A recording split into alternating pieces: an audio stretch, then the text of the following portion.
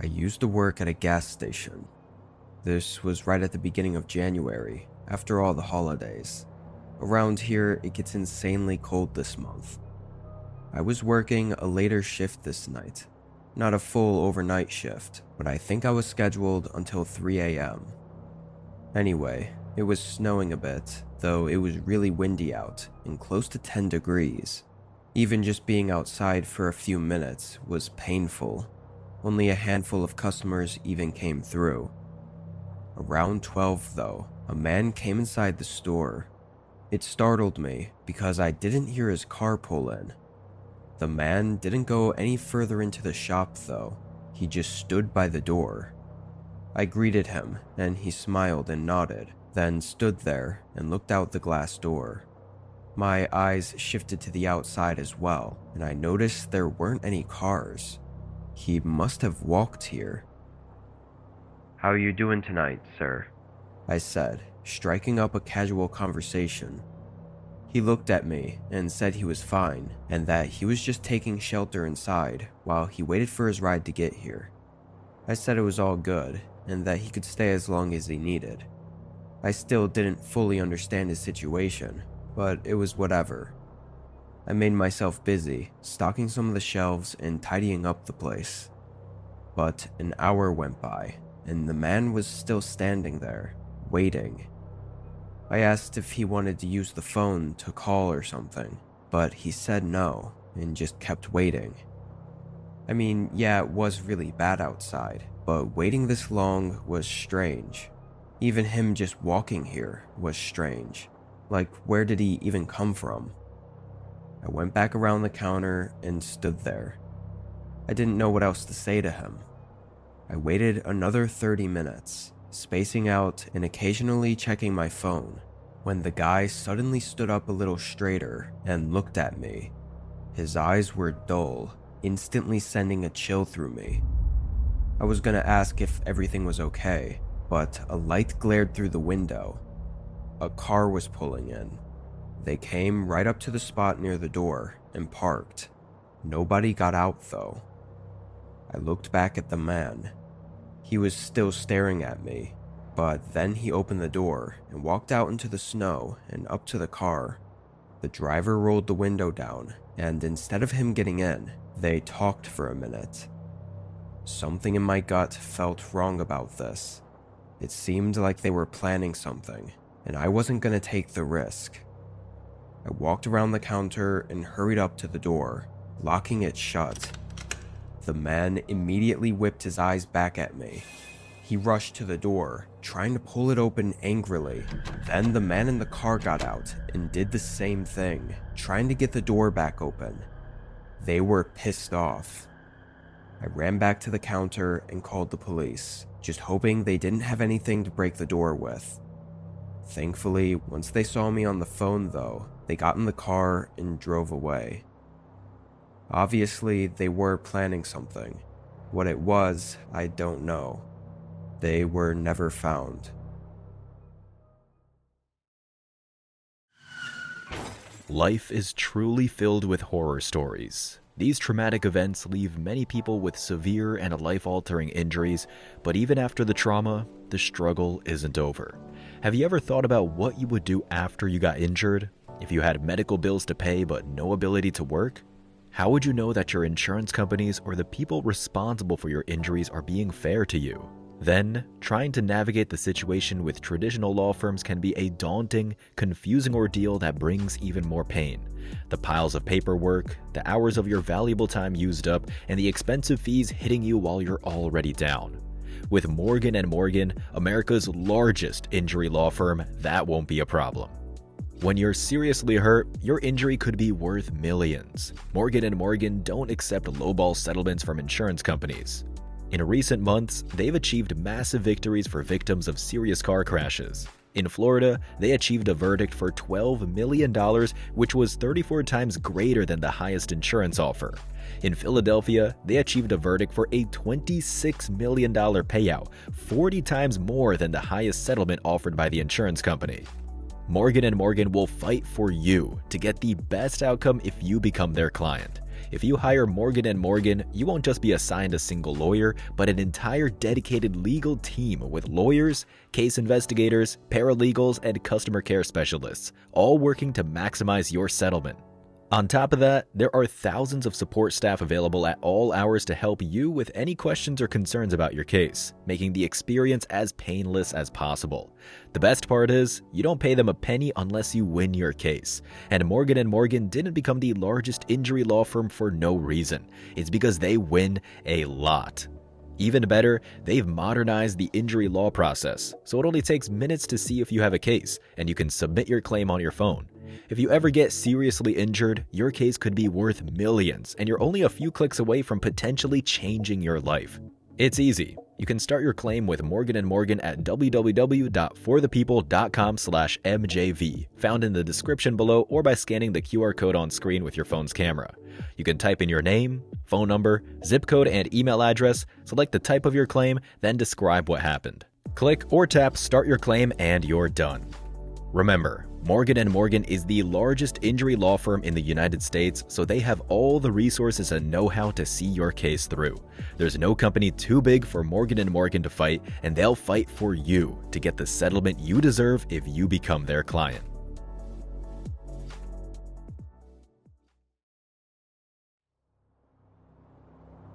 I was at home. As far as I was aware, this was a normal night. It was the middle of winter, and it was snowing outside. I'd gotten home from work, made dinner, and went to bed. But in the middle of the night, I woke up to a noise, like the creak of a wooden floorboard or the roof or something. It was a loud groaning creak as well, which made me think it might be a leak in the roof. I wasn't too nervous, but I knew I wouldn't be able to sleep if I didn't at least do a quick check around. I got up, leaving the lights off so as to not wake myself too much. I lazily walked into the hallway and opened the spare room. It was full of workout equipment. I looked up at the ceiling, and there was no water damage or anything. I also didn't hear any loud winds from outside. I wondered if it was even snowing still. I walked over to the window and pushed the curtains aside. It was snowing, but not very hard at all. I didn't know what to think about that. Maybe I was exaggerating how loud the creak was. Still, I figured I should check the other room while I was up. I walked over and opened the door, looking up at the ceiling. Again, there was nothing to see. I took a few steps into the room though, and suddenly my foot was cold and wet. There was a damp spot on the carpet, like it was soaked in water. I looked directly up again, thinking there must be a leak I couldn't see, but there wasn't. I turned on the light, and now I could see several, maybe a dozen, of these water spots, all in a line, going from the window to the door. I walked back out into the hallway. The spots continued through the hallway and up to my bedroom. My heart started pounding. I looked through the doorway and froze when I saw them go further into my bedroom. I didn't stay to see any more. I ran to the kitchen, got my keys, and drove out. By the time an officer came to check my home, nobody was in there. Maybe they had already been gone by the time I woke up. I really don't know. The thought that someone could have been in my room that night while I was sleeping still just makes me so uneasy. It was unlikely I wouldn't have stepped in one of those water spots when I walked out of my bedroom though, so maybe they snuck into my bedroom while I was in the workout room looking out the window, but I don't know if that makes me feel any better. The creak I heard was almost definitely them opening the window and getting in, or I guess it could have also been them leaving. However it happened, and whatever was going to happen, I guess I'll never know.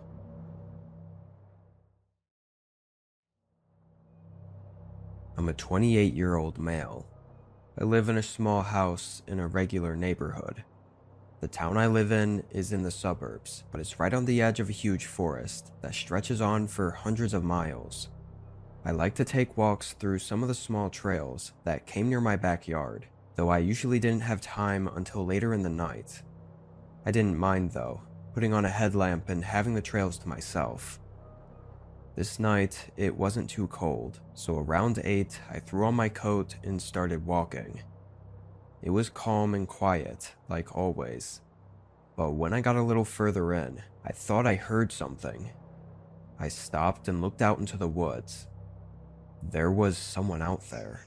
He looked like a kid.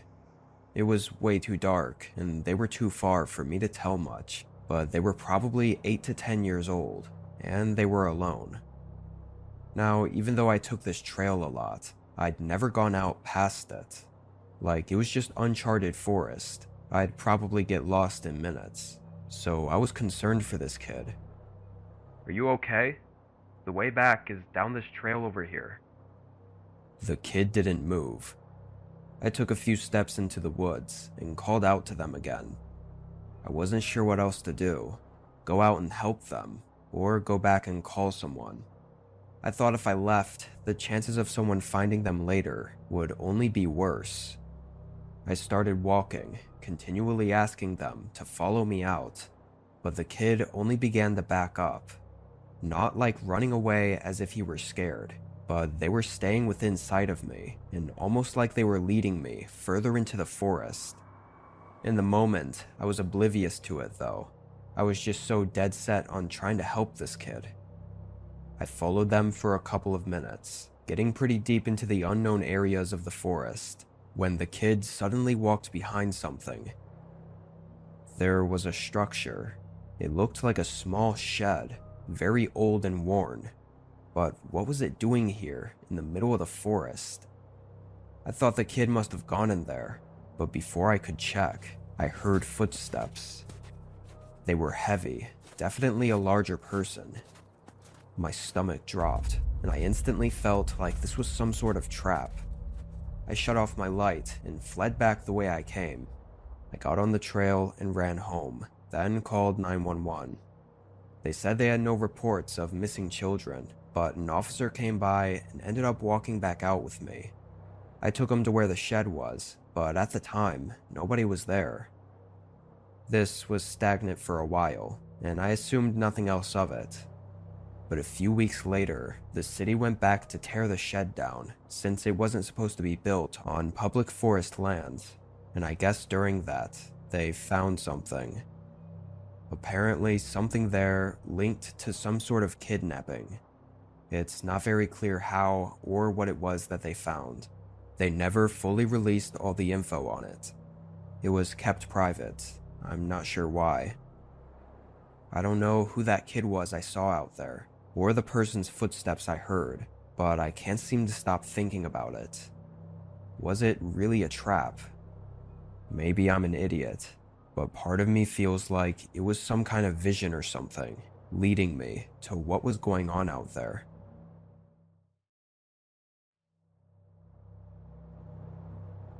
This was a few years ago, during winter. I was working from home as a customer service rep. This night, I had an afternoon shift from 4 p.m. to 12. I went up to my office, closed the door, and started working at my desk. The first half of my shift was normal. It went by quickly, and I took my break to eat dinner, then got back to it.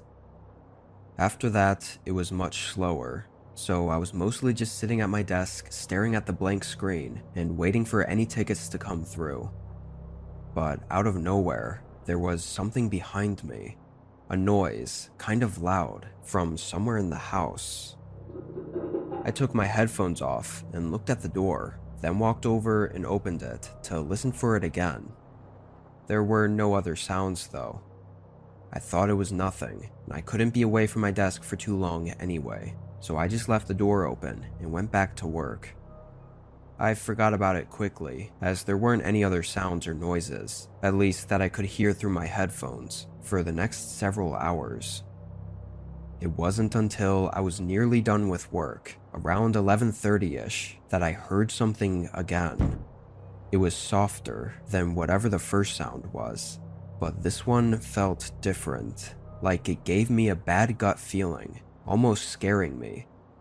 I got up from my chair and went to the hallway again, I looked down and instantly a spike of fear rushed through me. The door at the end of the hallway was wide open. How was that even possible? I looked down the other end of the hallway as I just stood there in shock when I noticed a shadow on the wall move. There was someone standing at the bottom of the steps. I could just make out their figure in the shadow. I backed up into the room and locked the door, getting my phone and calling the police. I was breathing heavily and absolutely terrified as I waited, staring at the crack beneath the door, expecting them to come up to it at any minute. I never heard them come upstairs though, or even move around downstairs. And when the cops made it and got inside, nobody else was there. We have no idea how they got in or why they did. What's horrifying is that I had the door to my office open, so they had to have walked right past me, probably seeing me sitting in there with my headphones on. I don't know what they were doing, but it's been hard to get over it when I have so many questions and uncertainties.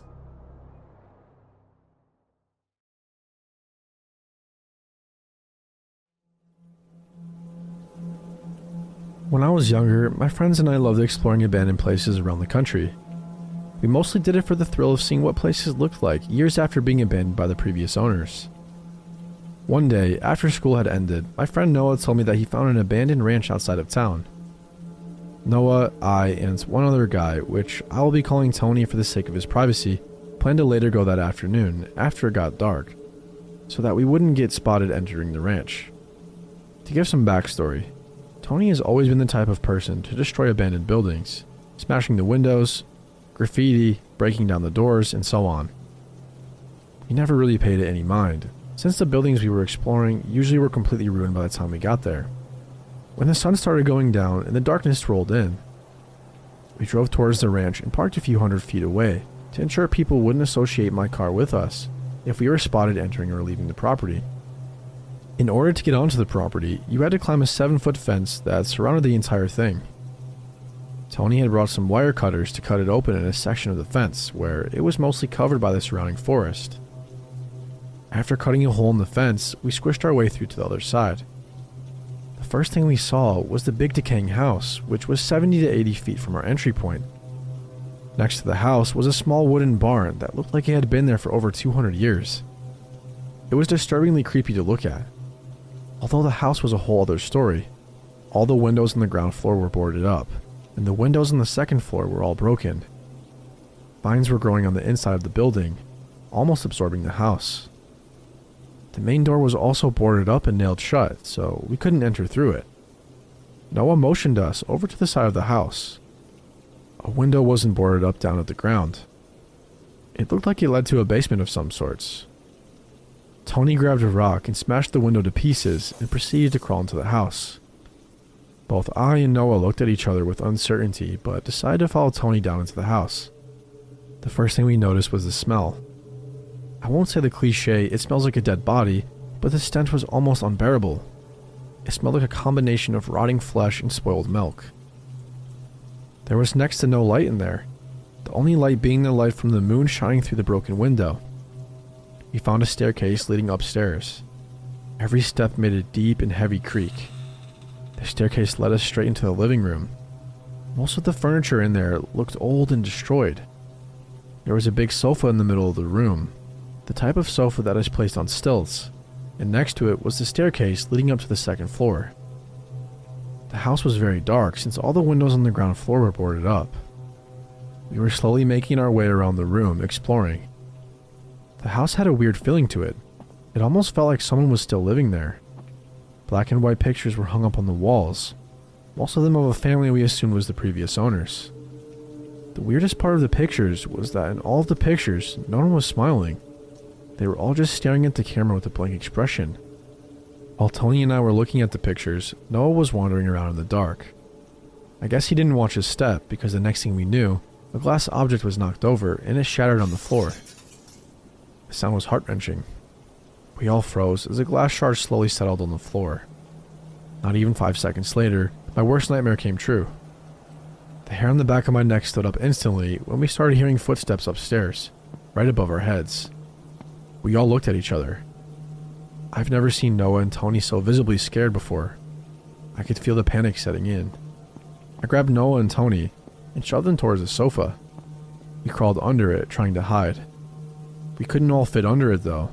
There was only enough space for 2 people, so Tony had to hide somewhere else. There was a tall cupboard to the left of the staircase leading to the 2nd floor. He opened it and squished himself inside.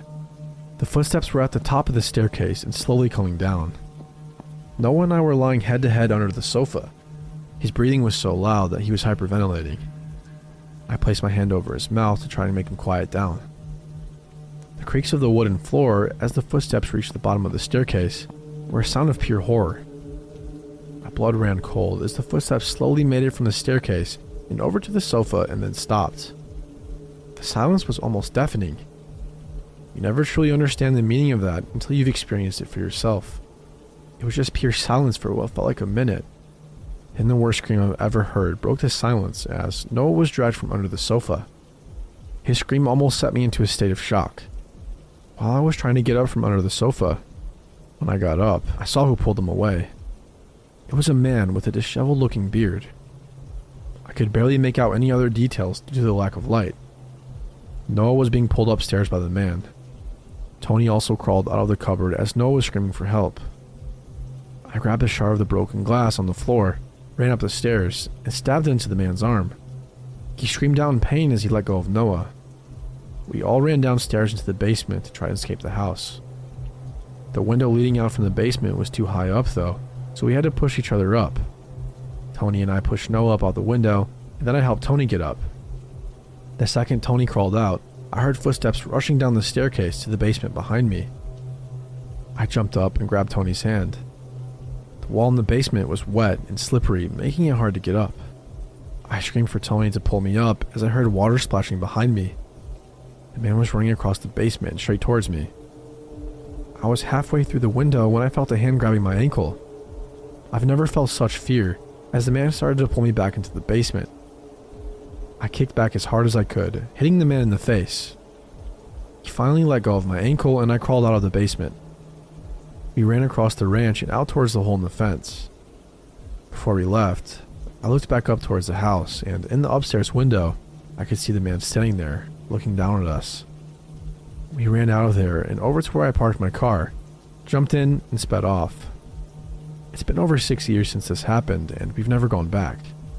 Sometimes we sit and wonder, why was someone living in a boarded up and abandoned ranch? And what was he going to try and do to us?